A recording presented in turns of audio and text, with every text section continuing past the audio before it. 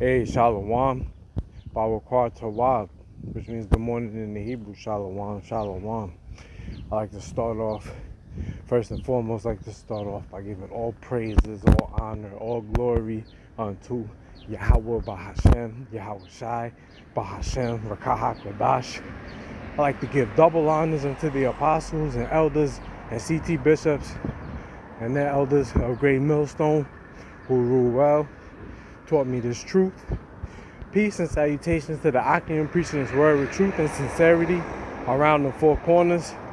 Like Elder Malcolm always says, risking their lives and freedom to do so, now more so than ever. Peace and salutations to the Israelite foreigners, the Israelites that live amongst the heathen, that look like some of those heathen. Remember, like Elder Malcolm always says, this is not a black thing. This is an Israelite thing. So shalom to the speckled bird. Peace and salutations to the Akim and the few Akwat that listen and learn in silence. Shalom to the true believers, the true worshipers of Yahweh Bahashem, Yahweh Shai. Those are the hopeful elect. Just coming back in the spirit and theme of prophecy. He got up early, going for a walk real quick. Got some time. And just wanted to blow the trumpet. I got an article that I got from my brother. Shalom to him. And I was just gonna speak real briefly on it. It has to deal with the war in Iran. Just a little update. It's not looking good for America, as you may know. Not looking good for the state of Israel neither. It's looking good for the nation of Israel though, because our captivity is almost up. A few more prophecies to come to pass, a lot more tribulation and persecution to come, but we will be good in the end. So I'm gonna just read a little bit of the article, hit a couple of precepts, try to flow for like 10 minutes, and Lord's willing, this is edifying.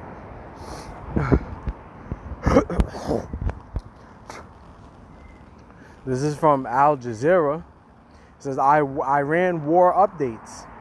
Tehran slams Trump threats over Strait of Hormuz closure.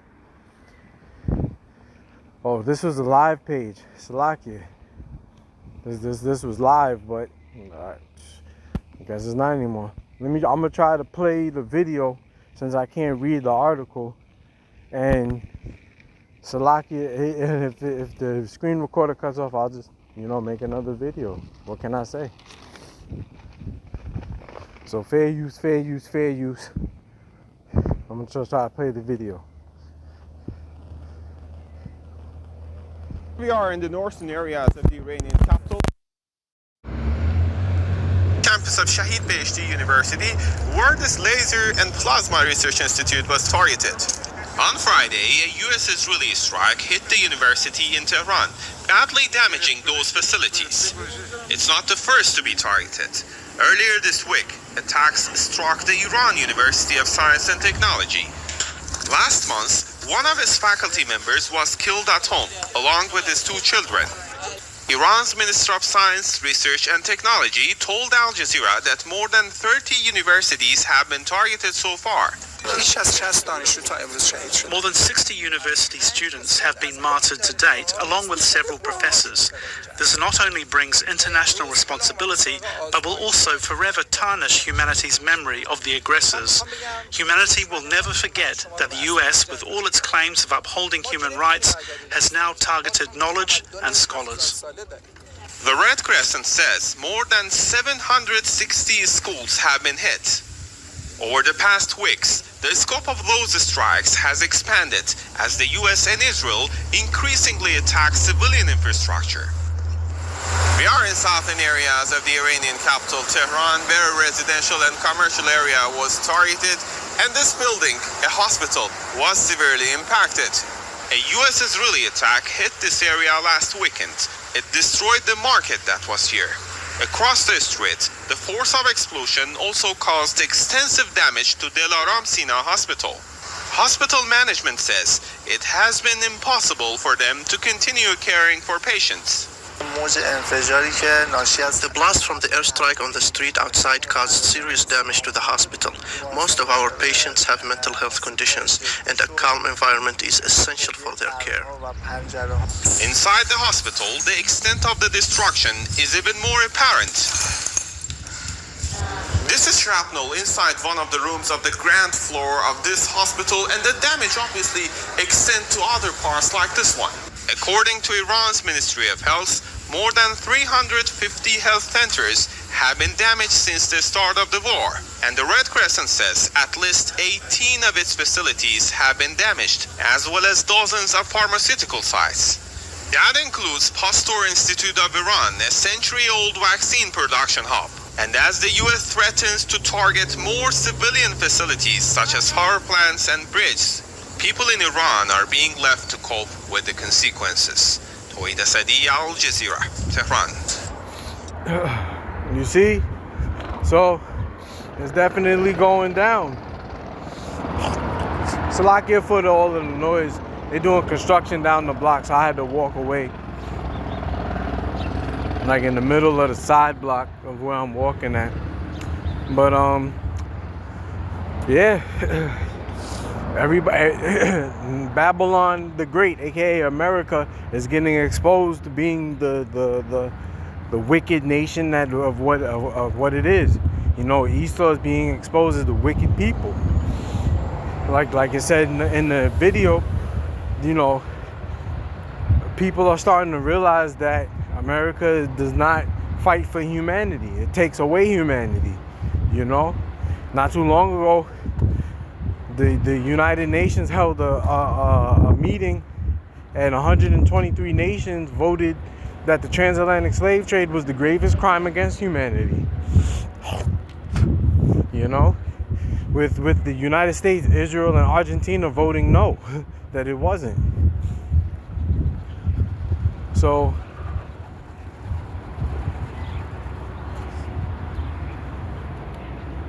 yeah, so we are living in the time of Esau being scoped on as the culprit. You know? And get a couple scriptures. This is a beautiful time to be alive, you know? We are in a time of war, evil, and pestilence. Matter of fact,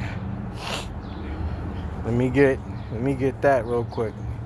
It's the book of Jeremiah, chapter 28, verse 8, and it reads, "The prophets that have been before me and before thee of old prophesied both against many countries and against great kingdoms, of war and of evil and of pestilence."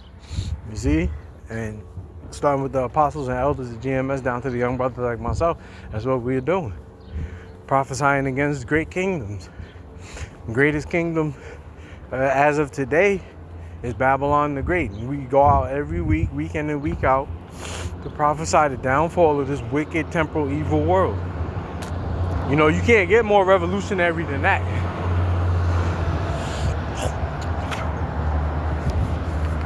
You know?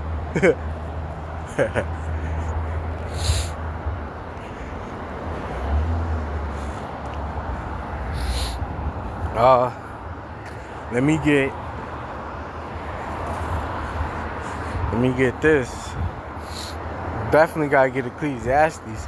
This is the book of Ecclesiastes, chapter 3, verse 1, and it reads, you see the subheading, a time for everything. To everything there is a season and a time to every purpose under the heaven. And skipping down to verse 8, because this is the point, a time to love and a time to hate. We're clearly in the time of hating. You know, these other nations, they hate America, and rightfully so. The Israelites, the so-called blacks, Hispanics, and Native Americans that woke up to this truth, you hate America too, or well, you should, you know, because there's some that don't, but they're going to be destroyed right along with it. You should hate America. You know, just for a side note, I just went to go put a hoodie in the cleaners to get cleaned, and to how do you put it? Sew a pocket on the inside, and that joint cost me $25. And you know, Moab owns the type where I live at. Moab owns the cleaning facilities, the laundromat, and the dry cleaners. And right across the street, Ishmael owns the corner stores, the delis. Used to be, Israel with the bodegas, the Northern Kingdom. So, we hate this place. These heathens have come and licked the sore. The dogs have licked the Lazarus' wounds. Have licked like the sores on Lazarus, like it tells you in Luke the 16th chapter, I believe. With the parable of the rich man and Lazarus. So these heathen nations, when all hell break loose, these heathen nations are going to get it right along with Esau, because they're in league and in bed with Esau to keep the children of Israel suppressed and oppressed and depressed, for as long as they can. It says a time to love and a time to hate, a time of war and a time of peace. And we're clearly in a time of war, as you can see with that video.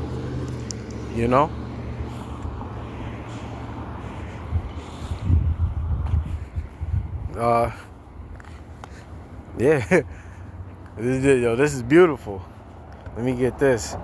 The book of Ezekiel chapter 3, verse 17. It says, Son of man, I have made thee a watchman unto the house of Israel. Therefore hear the word at my mouth and give them warning from me.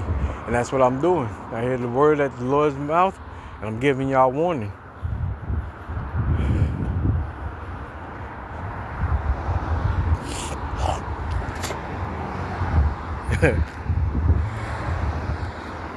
What else? Let me read that in the NLT. Son of man, I have appointed you as a watchman for Israel. Whenever you receive a message from me, warn people immediately. Yeah, and you best believe that this war is not going to die down, because Iran already said that they were prepared for America to come and attack them. And with the Strait of Hormuz, even though America has the bigger military and the bigger technology, Iran has leverage because of the Strait of Hormuz. Basically, it got the chokehold on the oil, Not too long ago, I believe, I think it was yesterday. It might have been yesterday. The apostles and elders, Apostle Tahar and Elder Yawakanan from across the pond in the UK, his YouTube channel is GMS Babylon Is Fallen and Children of Israel, and Apostle Tahar's channel is What is the 666 Mark II GMS Truth. But I believe he's on Elders in Transit 3 because his first page got flagged. He got a strike on his page. So he's on Elders in Transit 3. So pass it on.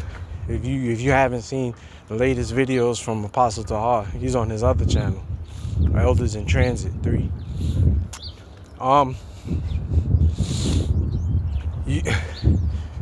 Trump, from what I understand, Trump put out a tweet.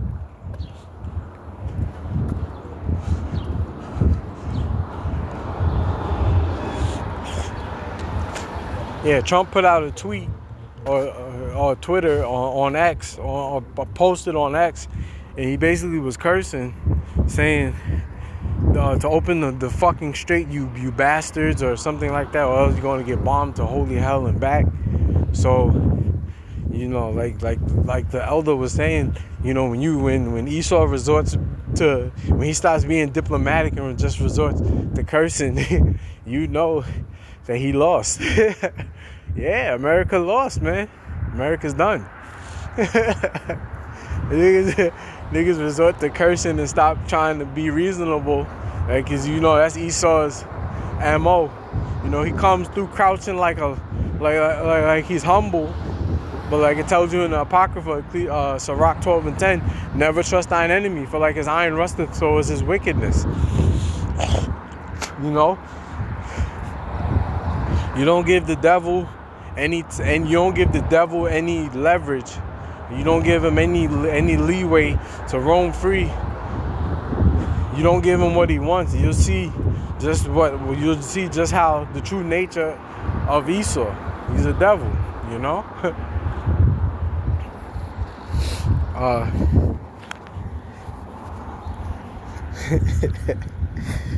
Oh man, this is beautiful. The Esau's getting exposed, man. You know. Let me get 2 Thessalonians. This book of 2 Thessalonians chapter 2 verse 3, it says, "Let no man deceive you by any means, for that day shall not come, except there come a falling away first, and that man of sin be revealed, the son of perdition." Yeah, the son of perdition is Esau. And the day of him being exposed of who he really is, which is Esau, the son of perdition is Esau, that day will not come except the falling away first. And who fell away? The children of Israel, the so-called blacks, Hispanics, and Native Americans, you know. We fell off of rulership, got put into captivity, got scattered amongst the other nations, and are subject to this day in our captivity, subject to payments. We are yet this day in our captivity, subject to payments. You see? So, like it tells you in Baruch, the 3rd chapter, in the Apocrypha. You see? I mean, I could read more, but I keep it short and sweet. You can read the rest of this down to the 8th verse, and I'll just blow on the trumpet, give a warning. Lord's will, you was edified. Till next time, I'm gonna say shalom to the elect. And if anything else comes across the desk, I'll be sure to blow the trumpet. Shalom.